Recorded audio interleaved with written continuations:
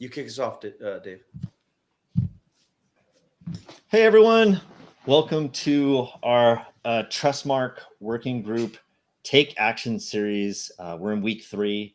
We kind of have overtaken Cybersecurity Awareness Month, and we're talking about how do we take action on getting more secure in our environments. So we're specifically talking about Trustmark here, but it could be a CIS control, it could be ISO 27001. And it all starts with just doing a little something every single day. So we decided this week or this month, every week we tackle a topic. Our first week, and I'm curious if you could put in the chat for us, who did you assign as your CSO? Who is your cybersecurity officer? Who is looking over and making decisions around what cybersecurity actions you should be taking? And that, go ahead. We have some new members, and while we're waiting on the audience, because there's about a 30-second delay as we kick up, but as we're waiting on the audience to answer that question, first thing answered, as Dave said, who was your ISO that you picked in week 1? And since Mark, I think you haven't been on one of these yet, and Mike not Simmel, successfully. That's true. You are on your tertiary attempt at this, so that's fair. Mark, so if you don't mind, just introduce yourself for everybody, and then also who in your organization by role is your ISO? Yeah, so Mark Menzies, President and Chief Technology Officer of Overview Technology Solutions, and we're a hybrid solutions provider. And in our organization, it's me, for our primary environments. And there's the reason for that is that it's just kind of we tried others, and the buck sort of stops here. It was always a decision tree, and I always was at the end of it. So we just made it official. That is actually awesome, Mark, because one of the things we talked about is that you have to have somebody that is going to own the actual executive function and governance function in order to be the ISO. And if you are finding yourself completely limited by your role from a decision-making perspective, it would have put someone in a very hard place to have you not be the ISO, but also be the person that goes to for that last answer finally, right? Like, so might as well. So is that kind of how you figured that out yourself as well? I mean, I empower the team. I give them decision-making ability, but at the end of the day, when they need clarification on a policy, when something new comes up, they're going to come to me just to be 100% certain. So I don't involve myself in everything. I shouldn't be involved in everything, but when push comes to shove, when there's something new, I get involved. When something needs clarification, I need to be involved. When the stakes are very high, I need to at least be informed or briefed. Sometimes, question asked. That's awesome. Mike, I believe you've also not been on. So if you don't mind, would you introduce yourself? And if you have the answer, who's the ISO in your organization? Sure. Well, I have the answer, and that's easy. But I'm Mike Simmel, and I've been in MSP. Actually, I was in the industry long before they called us MSPs. And I've been a cybersecurity and compliance consultant for the last 12 years. I've also served as CIO for a regulated hospital and a regulated K-12 school district. I'm the ISO in my organization, and I have been in other organizations because I've been the one that they hand the pen to and say, can you please attest to your cybersecurity implementation?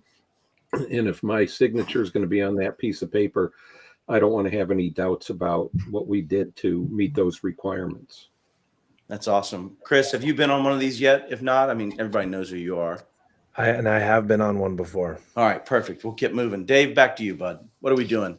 Continued call to actions. So yeah, and so that was our first week. Who's your ISO? This week is what did you start building your asset list, right? Right, last week was, yeah. Yeah, did you go to your RMM, put all that in Excel? Did you start gathering that info? So in the chat. Yeah, right here. Yeah. Did you start building your asset list? Yes or no? That's all we're looking for. Did you take action? That's what we're looking for. All right. Hopefully some of those will come in and people will say, yep, they built an awesome asset list. And if not, I'm just going to lie and say they did, but I couldn't bring it up on screen. So, all right. Dave, while we're waiting on that interaction, what are we talking about today? What's the goal of today? Yeah. So I think we want to, like, you know, what how do we dive into a control? How do we really understand it and start to figure it out and look at it? So I thought it'd be good if maybe we just kind of at random pick a control, and then we can all riff on it and talk about it. Makes sense. I don't know if anybody has any suggestions, but what's the control for network segmentation? Like what control is that? 12.2, right? And actually segmentation is only a small part of 12.2 actually. Oh, but so just to make sure before we get going, the call to action for you watching this right now is one thing. Do what we're about to do. As a team, get together, look at a safeguard, look at a control, and say, what's all a part of this? And then start making action items, because that's how you do anything. You know, I was talking to somebody yesterday at this conference, and a common theme came up, and it's whether or not companies choose to execute. There are a lot of companies that have ideas. There are tons of people that say they're going to do something. It is those that get it done that actually succeed. So let's do this. So we're going to role play through this, and I think we're going to do 12.2.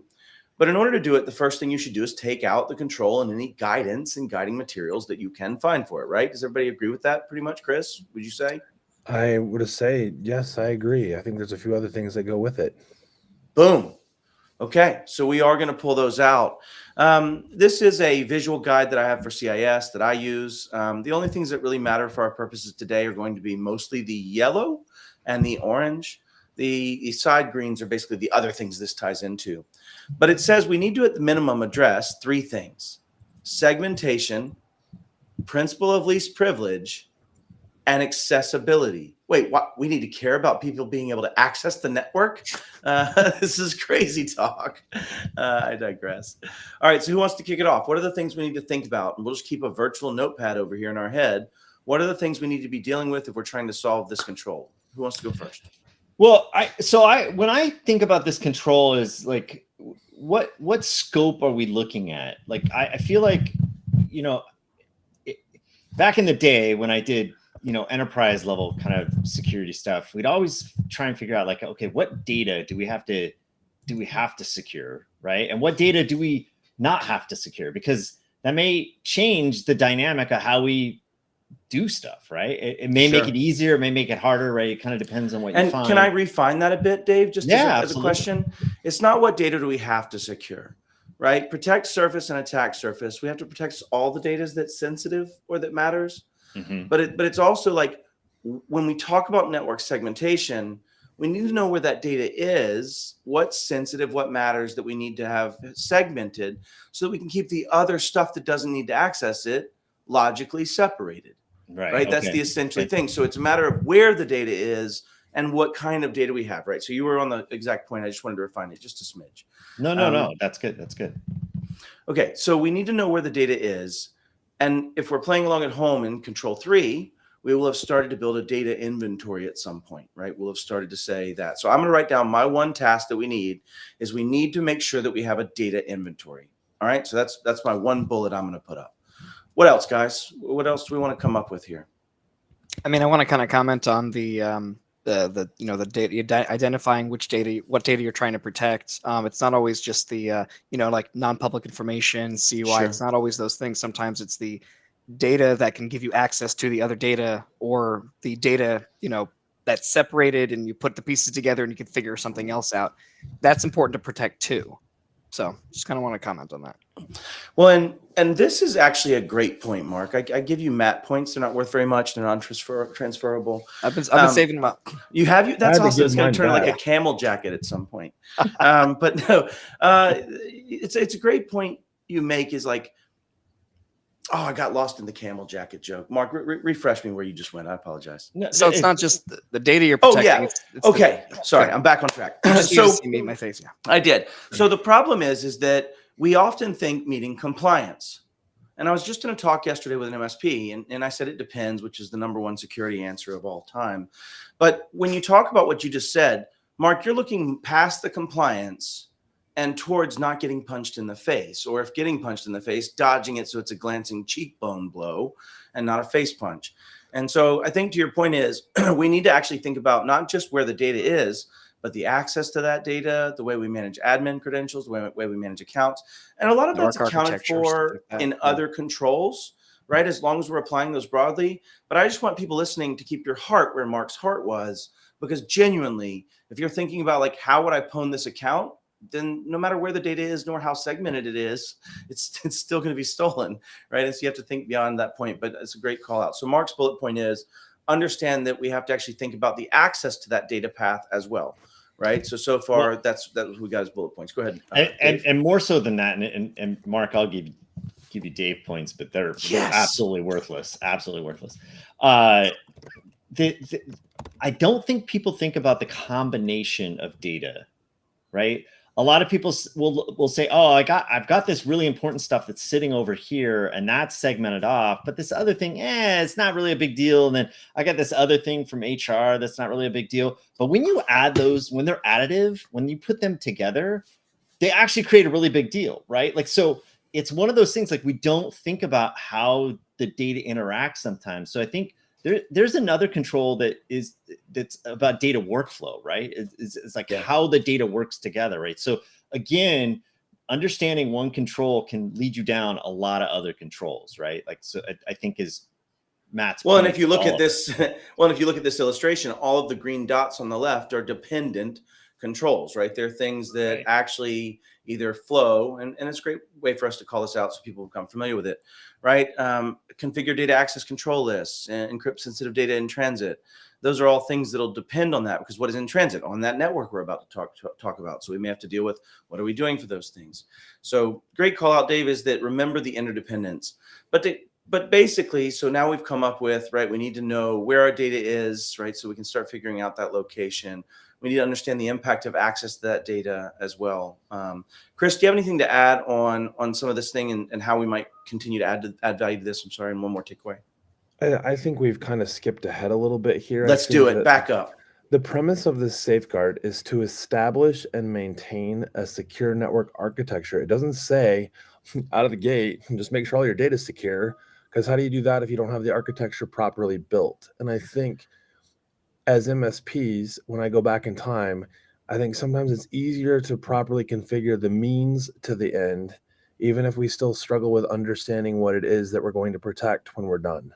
Yeah, I think as a call out, you're basically saying at least have the understanding of VLANs or physical network infrastructure, or if you get into cloud, other methodologies like SASE and other things. Like what's no longer considered acceptable? A flat network's probably not a good network configuration, right? Like you can't do any of the things that this is going to call for. So let's start there.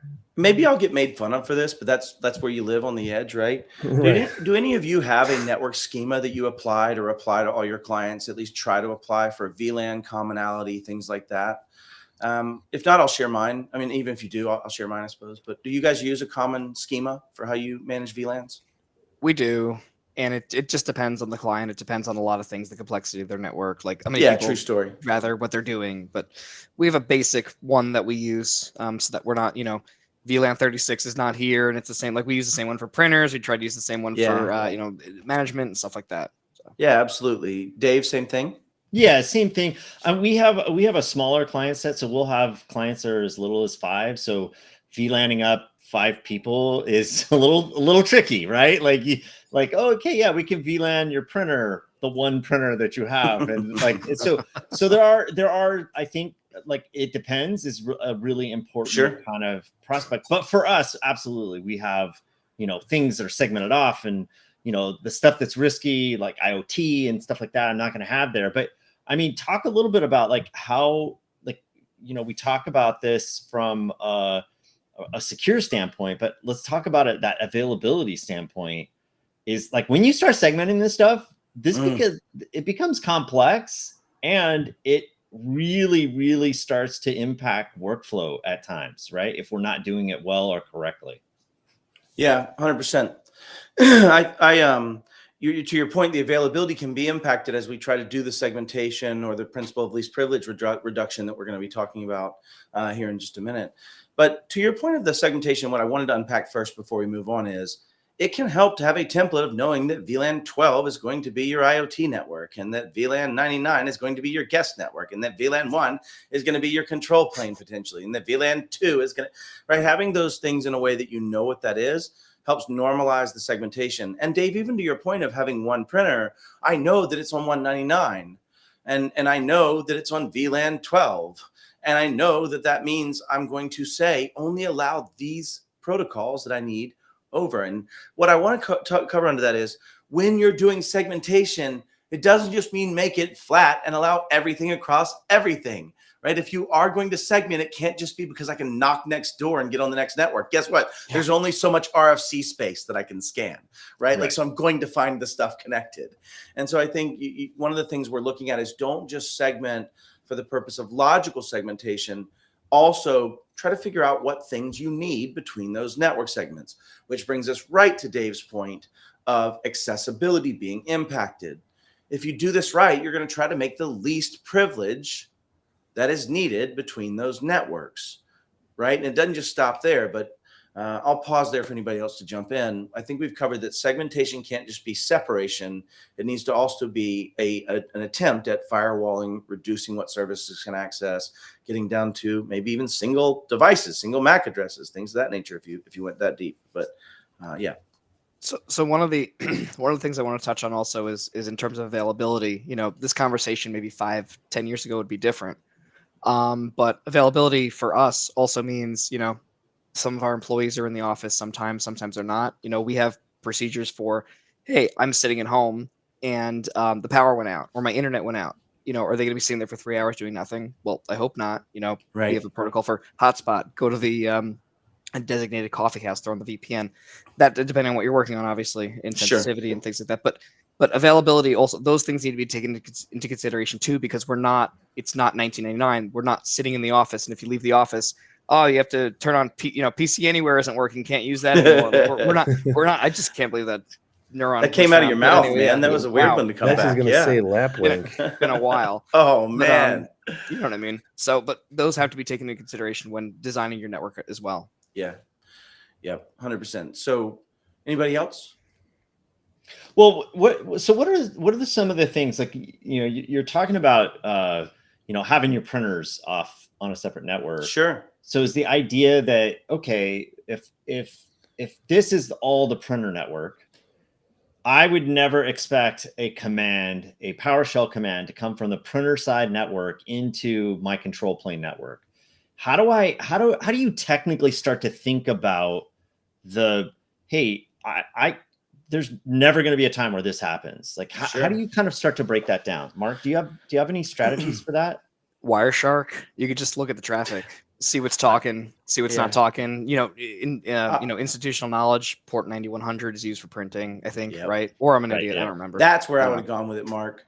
We just don't let those ports come across. Well, yeah, Dave, if I'm going to go and let a printer access the network or something access the printer, I want it to be directional towards the printer unless I'm scanning and it needs to reach out to some server or something. And if it needs SMB, then it's SMB. If it just needs HTTPS, I'm going to try to restrict HTTPS to whatever site it actually needs, the brother driver, and that's challenging. But to your point of like PowerShell or other things, you know, Jason and I have teased, I'll live on a printer and do what I can, but I can only do what you allow me to access outside of that network or other devices or things in that nature. So the biggest answer for that is principle of least privilege, Dave, which is probably you just trying to pull my string on that conversation. But it is that center triangle or trapezoid there, or whatever it might be, rhombi. I think it's a rhombi. Anyways, that piece says principle least privilege. What does that mean? It means only allowing enough privilege to do the things that are necessary. And to your point, you can find those things by either watching the firewall logs as you start to do a test implementation. You could do a firewall log that shows everything while it's actually there before you set those restrictions, and then say, what is it communicating on? And where is it going on a normal basis? And then try to discern, is that something you should allow? But principle of least privilege doesn't stop there. And I think a lot of people might miss this as well. I think the way I give Mark Menzies access to go change that network device also comes into play, because I could just remove those restrictions, Right. if that makes Absolutely. sense, right? What do y'all want to, Chris, do you want to get riffed on that one a bit? I just think that this is that reminder of why other controls are so important. I mean, this is a perfect example of where things like changing network type stuff requires probably knowing what assets need to be on those networks. Hey, wait! Didn't we talk about assets lists just last week? Like, Yeah, Seems like maybe. we might have been Might building have- up to this. This is crazy. No, and I Yeah. look, I know we're joking around with this and we're having a lot of fun here and things like that, but the stuff is it's complex and it really does need a conversation with a team. Like it doesn't Yeah. this is so hard to do by yourself. Like it's so hard to write it down and like just like I don't have enough institutional knowledge to know everything. Period. True story. But group effort is actually simple, right, Dave? Like it's really not hard when you do it together. It really isn't. Like, you know, we could take apart the working group. Like I on this working group am probably the least secure person in the room, and have the least amount of knowledge about cybersecurity. In other words, there's a lot of really smart people in the room with me, and I have learned so much by just listening and paying attention and asking questions and being part of the group. And I feel like I'm like you guys elevated me, right? And I think that And happens. likewise, I mean, that's mutual, right? That's the way it works. And I think that happens with our teams too, is that when we start having these conversations in a group and we do a deep dive, that group think is really important. It builds culture. It helps Builds buy-in exactly. as It well, helps. right? It helps people want to do this stuff. And honestly, look, a lot of our guys have a lot of access because they need it, right? Because they have jobs that they've got to do. Okay, yep, maybe not all of it, but Teasing. a lot of it. They can turn all this stuff off. Like we know, like Yeah. how many of us have sat there and gone, this isn't working. I'm just going to turn this off and see if it works. Oh yeah, it works. Okay, cool. It's fixed. I'm not going to do anything else, right? Like that. But if you do that in a group, the group can help you figure that kind of stuff out. You know, Dave, this kind of reminds me of, you know, when trying to also make sure that you don't have configuration drift and such. I was setting up, you know, a while ago in Azure. I was like, ooh, if I put a lock on this and I put a lock on this, you know, no one could change that. No one could change that. Well, apparently changing statuses in like, you know, in Azure for like through incident response and things like that. If you lock it, no one can make any changes to even change the status of an ongoing incident in Sentinel. And I'm like, wait a minute. So like I have to unlock. So it's just, there's always these, you're always going to get to that roadblock. And then my recommendation is let it go, move on to the next thing, document it, you know, that there's a deficiency there, and then move on, because the goal isn't to be perfect here. The goal is to just move forward.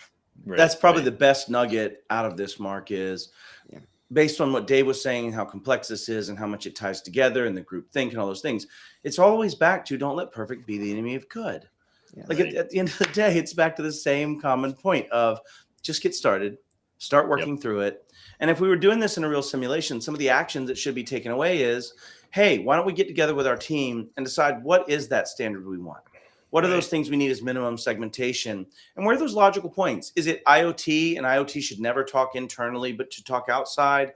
Is it isolation on that particular network? Is that what matters to me in IoT? Am I getting even more micro segmented inside that network? It's things to I that think nature. you're getting awfully subjective there, Matt Lee. And I think that No, you mean summative, probably, because there's Okay. lots of IoT that need to speak to other IoT, or other IoT need to speak to other things on the I network. guess what I was going gonna- to them, but yeah.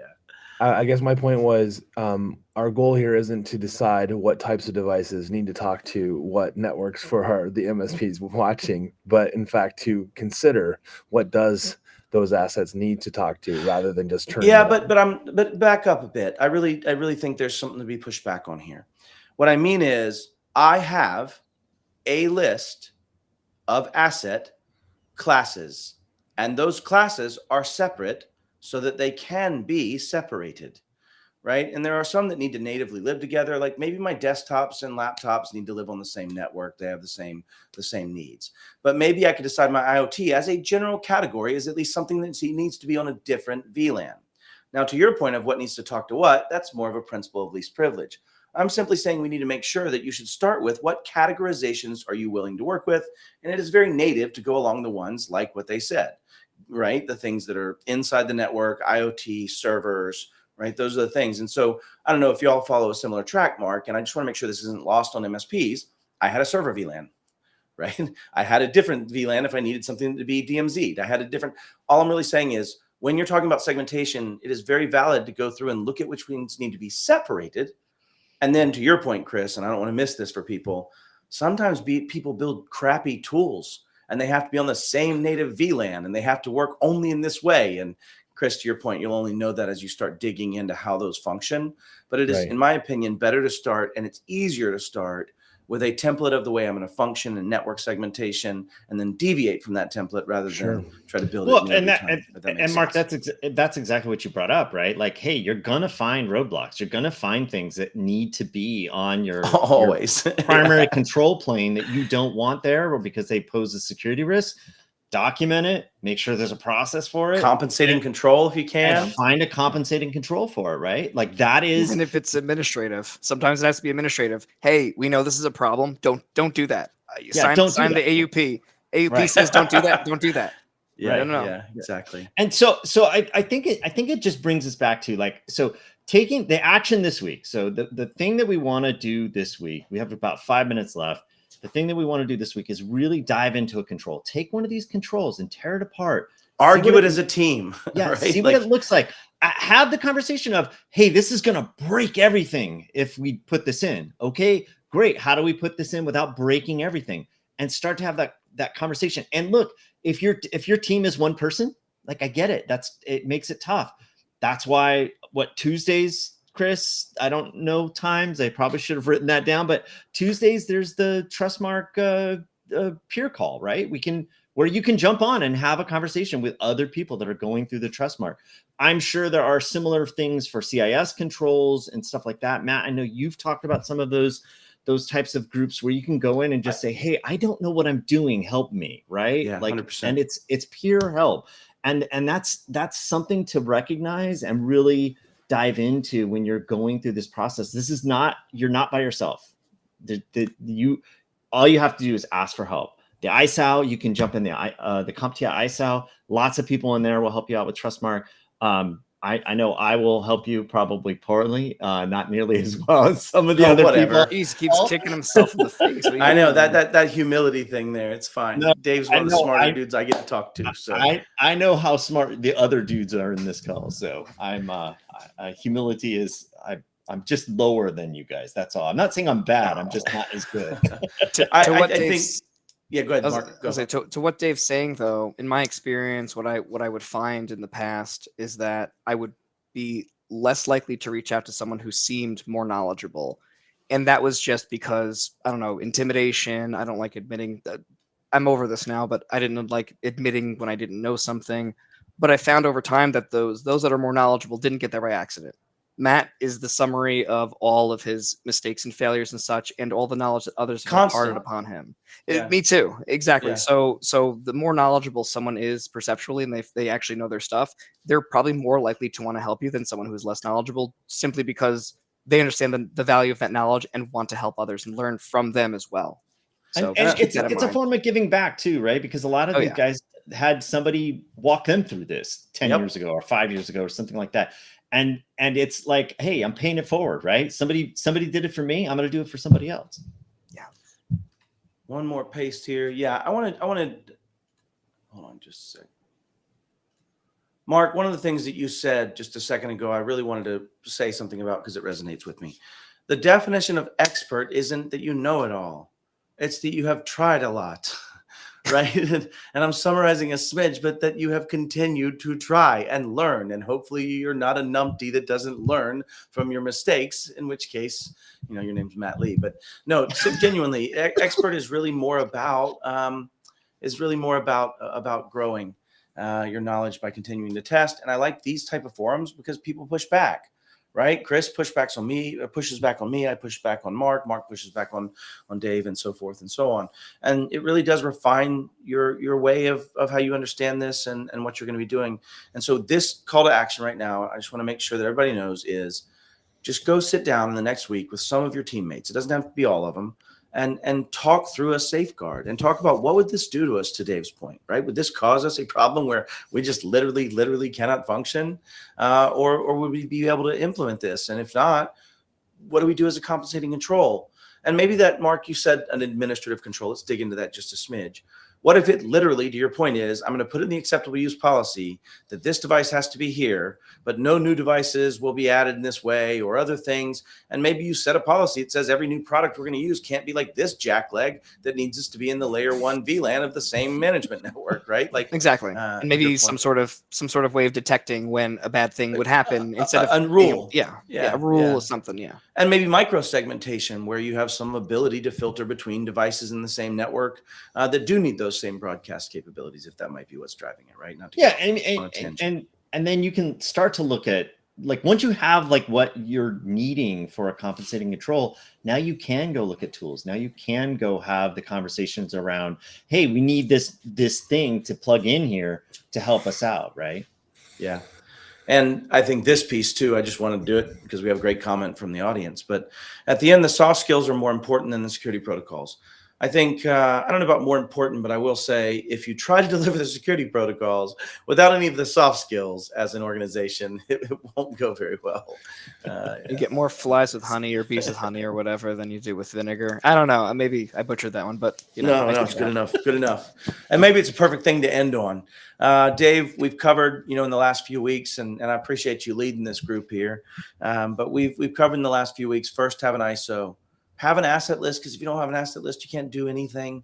You don't even know where your attack plane is. Imagine when you start talking about networks, what we didn't cover today is which networks, and even what is a network now, right? Is Starbucks my network? Oh, don't start, please. Sorry, too far. We're not opening that can of worms. Not weeds. Back to not weeds. Yeah, exactly. All right. We're So first is ISO. Second, have an asset list and get started down that path. And even then, you realized you weren't going to be perfect in the beginning. And now deep dive on a control. And really, it's to say, as you start to implement any safeguard, deep dive into it. Try to understand it enough in your own context today. And do one a week, one a month. Just get started, guys. Just start. That's all we're talking about this month is taking action and getting started. Okay. Well, we'll leave you guys to it. Everybody that was here, wonderful. Thank you so much. And everybody in the audience, it was great seeing everybody. Miles also popped in. Let's see what he said here. FBI van. That's note to self. By the way, Miles, you should go look out Wiggle. You might not want to say that on live air. No, I tease. All right.